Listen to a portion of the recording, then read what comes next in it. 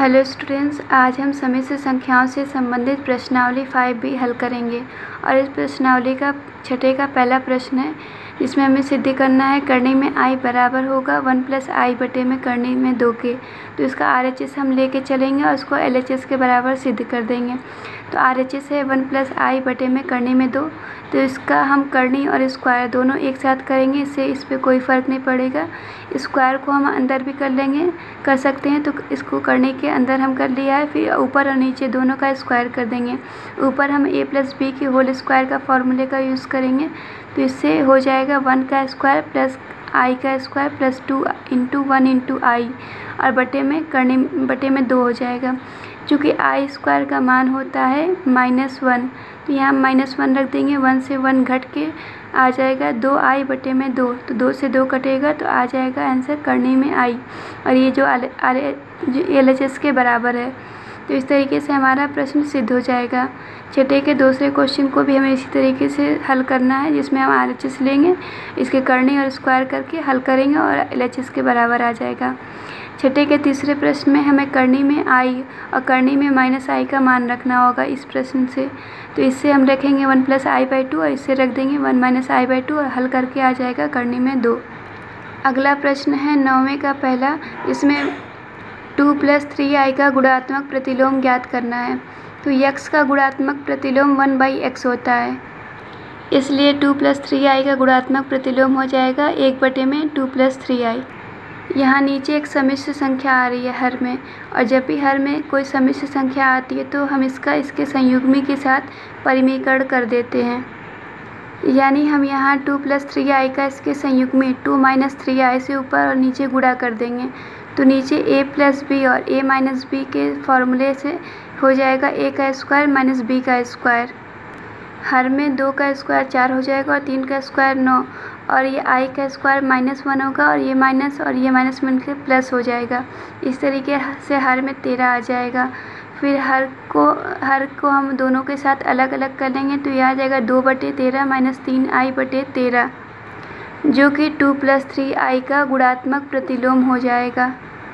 इसी प्रकार से हमें दूसरे क्वेश्चन में 2 + 3 करनी में 3i का होल स्क्वायर का हमें गुणात्मक प्रतिलोम ज्ञात करना है।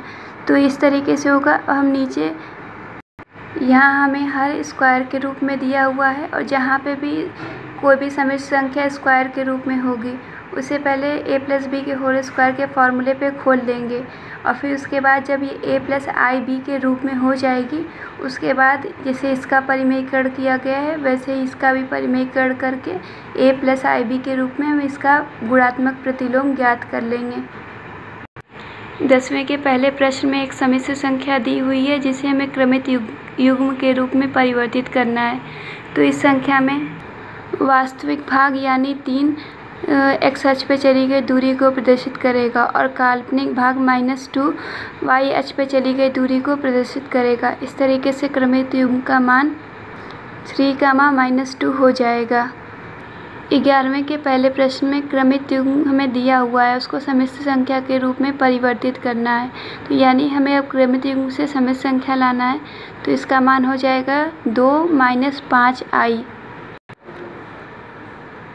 12वें प्रश्न में हमें दिया हुआ है 3x - 7 + 2iy बराबर -5y + 5y + 5 - xi। तो इसको हल करके हमें x और y का मान ज्ञात करना है। तो इसके लिए पहले हम दोनों साइड को अलग अलग हल करेंगे।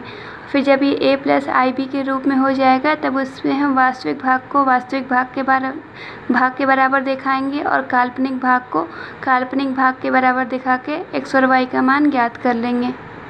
चूँकि हमें पता है कि काल्पनिक संख्या से ही जुट या घट सकती है, और वास्तविक भी वास्तविक संख्या से ही जुट या घट सकती है, तो हम देख सकते हैं कि दोनों पक्ष और अधिक हल नहीं हो सकते हैं। तो इसलिए हम वास्तविक और काल्पनिक भागों को अलग अलग बराबर कर लेंगे। दोनों पक्षों के वास्तविक और काल्पनिक भाग को अलग अलग करेंगे। हम देख सकते हैं कि इस प्रश्न में इस पक्ष का वास्तविक भाग 3x - 7 है, और इस पक्ष का वास्तविक भाग -5y है। तो इन दोनों को हम आपस में बराबर कर देंगे, तो वास्तविक भाग बराबर हो जाएंगे इसके। तो आ जाएगा 3x + 5y = 7। इसी तरीके से हम काल्पनिक भाग को अब बराबर करेंगे। काल्पनिक भाग को बराबर करेंगे तो आ जाएगा 2y बराबर -5x। फिर इसको आगे हम हल करेंगे तो आ जाएगा x + 2y बराबर 5। इसको समीकरण 2 रख देंगे। अब समीकरण 1 और 2 को हल करेंगे और x और y का मान हम यहाँ ज्ञात कर लेंगे।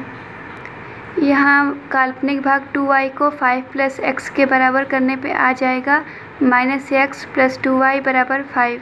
तो अब समीकरण 1 और 2 हम रख दिए इसके नाम। और यहाँ पे हम देख रहे हैं कि अगर हम x को बराबर कर लें तो फिर इसको हम विलोपन विधि द्वारा हल कर पाएंगे।